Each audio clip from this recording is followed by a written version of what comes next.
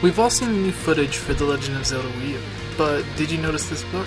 Yeah, that one right there. The thing peering into your soul with the symbol of the Sheikah on it. Well, no one knows what it is, but I do.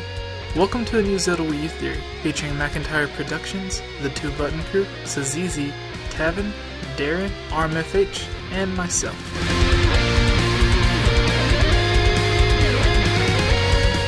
Okay, being serious now, a ton of Zelda theorists and gaming YouTubers have posted videos analyzing the most recent gameplay, and they all mention this mysterious book.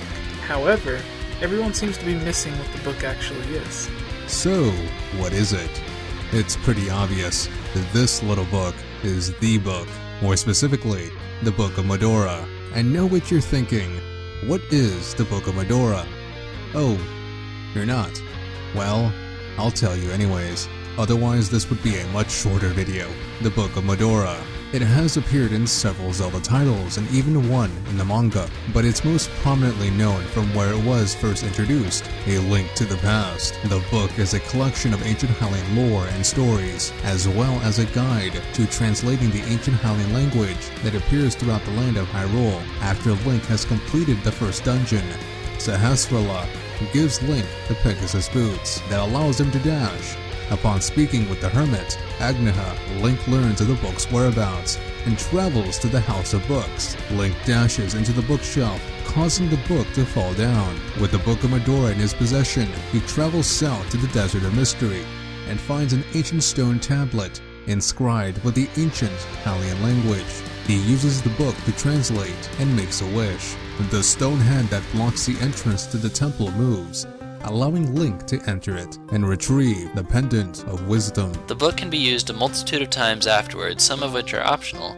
Inscribed on the pedestal of time is the prophecy of a legendary hero. In order to obtain the magical medallions Ether and Bombos, Link must use the Book of Mudora to translate the writing on old decorative stone tablets found on Death Mountain and the Desert of Mystery, respectively. In the official comic for A Link to the Past that released for the promotion of the game on the Super Nintendo back in 1992, it says, Link finds the Book of Mudora after he saves the librarian from the burning House of Books.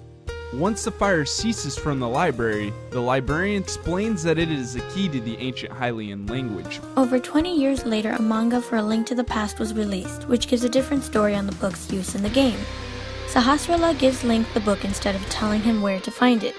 After obtaining the second pendant of virtue in the Desert Palace, Link is stung by a scorpion and succumbs to its venom.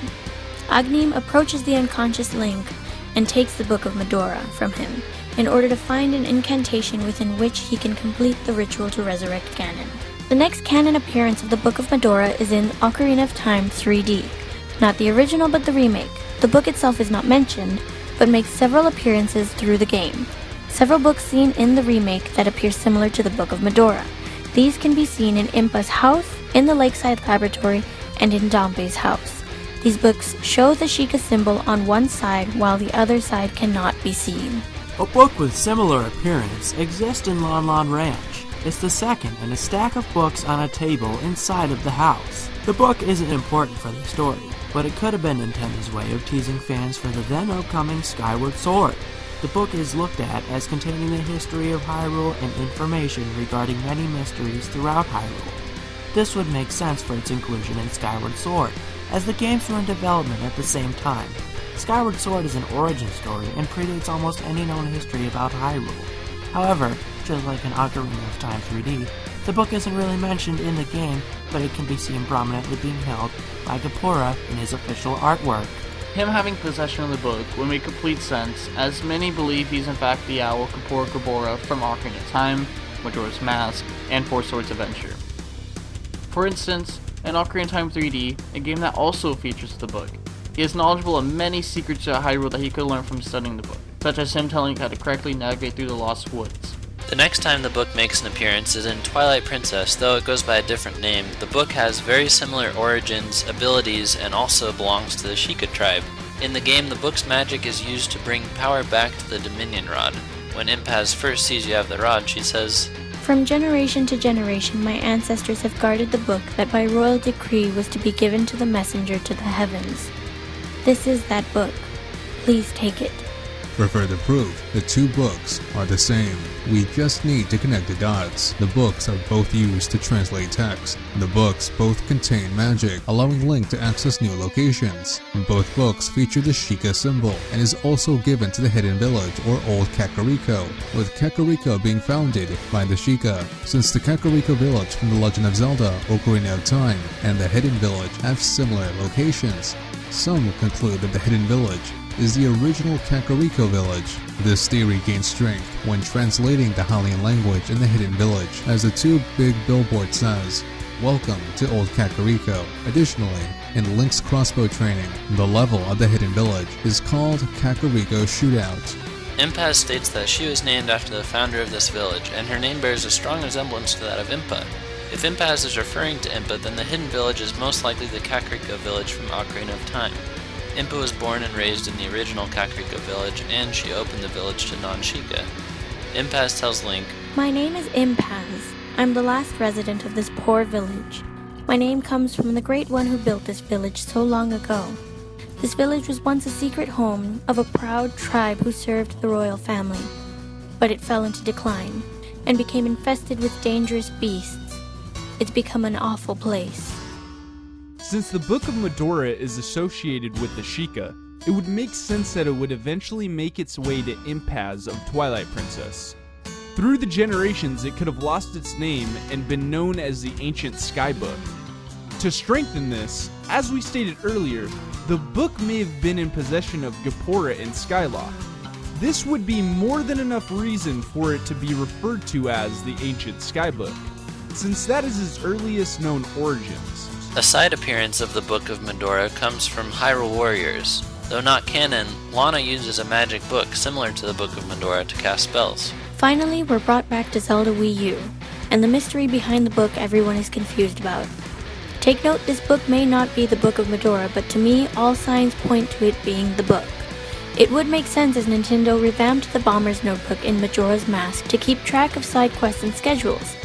With Zelda Wii U being so massive compared to the Zelda games, and Nintendo stating that you will get lost at times, it would make sense for them to include the Book of Mudora as an item for Link to use for hints or secrets within the world to keep track of quests.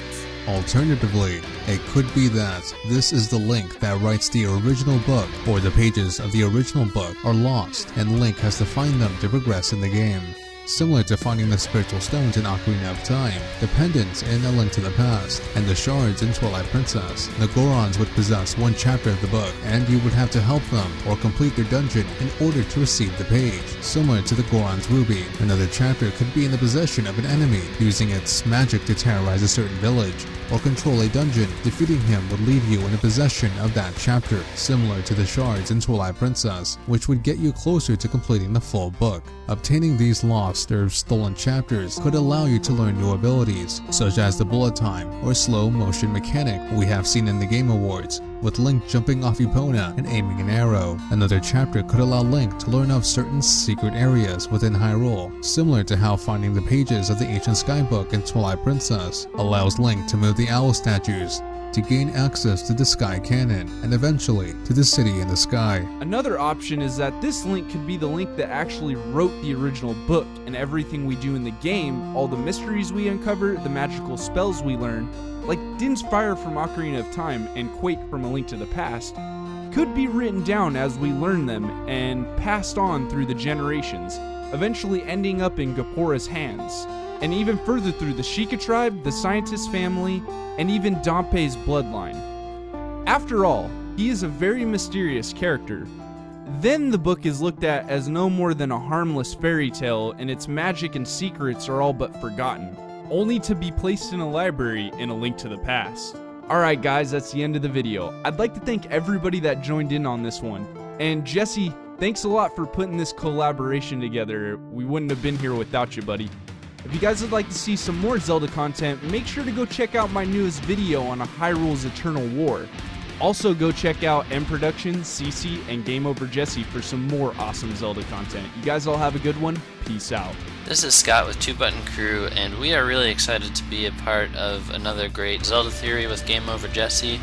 Our channel is a daily show for Nintendo fans, and a recent episode that I think you would love to check out is called Octodad Goes Black Friday Shopping, and gets kicked out. That was a ton of fun to film, dressing up as Octodad and walking into a mall, walking into Walmart, and just seeing people's reactions, flopping around like Octodad. It was a great time, so I hope you enjoyed that, and thanks again for watching this awesome video on Game Over Jesse's channel.